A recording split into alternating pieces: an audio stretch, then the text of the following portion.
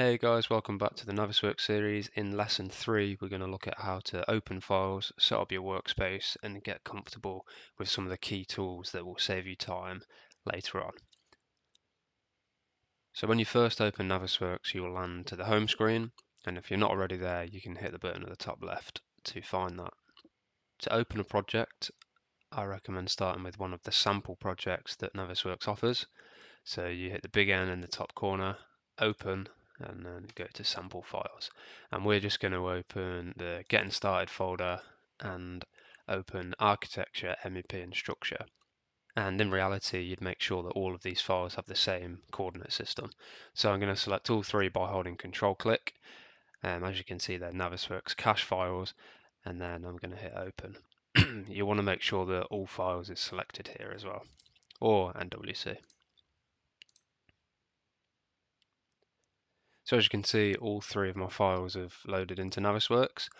Just to run over some of the controls, it's very similar to Revit and AutoCAD, but zooming in and out is using the scroll wheel, and then I can shift and use the middle mouse to pan round as well. So it's very similar to Revit, and we also have the view cube here, so you can hit top if you want to go to top view, and things like that. So it's very simple. We also have the navigation tools to the right. So we have the navigation wheel, which is useful, the pan tool, which you can select and use, and then the zoom tool, so zoom into a window, for example. Or I can expand this and do zoom all, which expands a project. Then I also have an orbit tool, again works similar to holding shift and the middle mouse button. And then free orbit and constrained orbit, which I barely tend to use, to be honest with you, just because it gets so funky.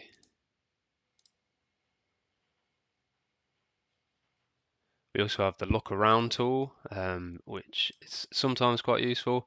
I like using this look at tool sometimes, and the look around tool, and this can be also quite useful. And we have the walk tool, which when you select it allows you to walk through the model as if you were there.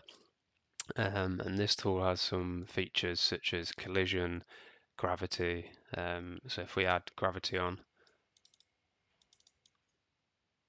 and then start using it, it will use gravity so you actually walk in the model, and then you can add collision as well. So if you walked into a door, it would stop you from doing that. But they're the tools that I commonly use. I'm mainly on the selection function though, to be honest, so I can pan around it using my mouse buttons. In terms of selection, as you can see, we have the selection tree that's automatically docked up on the left. If it's not there for you already, you just go to the Home tab and hit Selection Tree, and it should be docked up. And you can see that the three files we've loaded in on the left. So if I were to select the topography, for example, you can see that the architectural model is open, it's under no level, and it's a surface. So you can see that it really quickly identifies what element you have and what model that it comes from. Same if I selected this column, it's under the structures model, first floor, and it's a HSS14. So yeah, that's pretty cool. You can see things really quickly. To hide certain elements, so if I wanted to only show the architectural model, I can select it in the selection tree and right click and hide unselected, and this will only show the architectural model. I can also do some other cool things such as change the color of model elements. So if I wanted to make the whole architectural model a certain color, I can again right click, override the item, override its color, and say I want it to be pink. I'll select that and the whole model will be pink. I can then unhide the other elements, or I can just hit unhide all and it will show all of the other elements. In a similar way, I could hide the unselected on the MEP components, go to things on no levels, which you can see is essentially all of the MEP elements, override their color to red, and then they're a lot easier to see. So you can see this has multiple benefits. In clash detection, it's really useful, and even navigating around the model, it's also really useful. To unhide everything, you can just hit the unhide all button. So one thing that's worth mentioning in this quick access toolbar that's usually at the top, I have it down docked out at the bottom. And to do that, you right click and do show quick access toolbar below the ribbon, and then it will appear here. And then you can add certain tools to this quick access toolbar. And I like to add append. So if you right click append and add to quick access toolbar, you can see that it's always there. So say I'm in the review tab, instead of going back home and clicking it, it's always here, and it's a lot easier to select. And to remove tools, you just right click them and remove from quick access toolbar. So hopefully that's gave you a quick overview of how to open Navisworks cache files in Navisworks, navigate around them, and use this selection tree.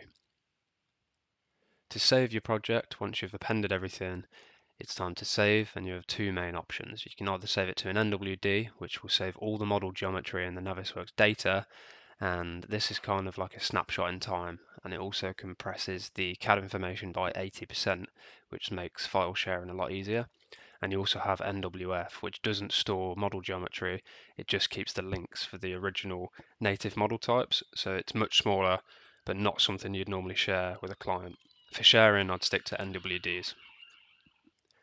And to save, you just hit the big N in the corner, save as, and as I say, you can either save as an NWD or an MWF, and I typically save as NWDs just because it's easier to share with clients.